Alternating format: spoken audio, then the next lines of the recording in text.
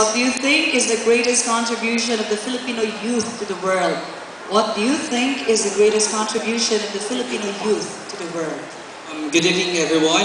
Thank you for that very nice question. For me, the youth plays a very important role in the world. Why? Because I believe that it's in the youth.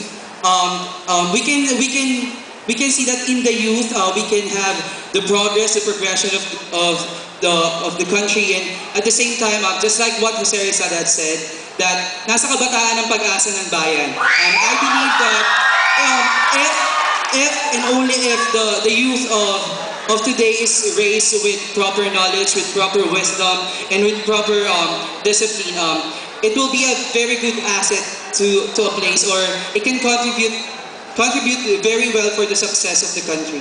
And I also believe that I want to share this to the youth and to my fellow students here in the UP Theater, that just like what I've said, that we are the hope of the nation. We should bear to our mind that we should value education. We should love education, because the education is vital for us to attain and gain success. Thank you. Thank you.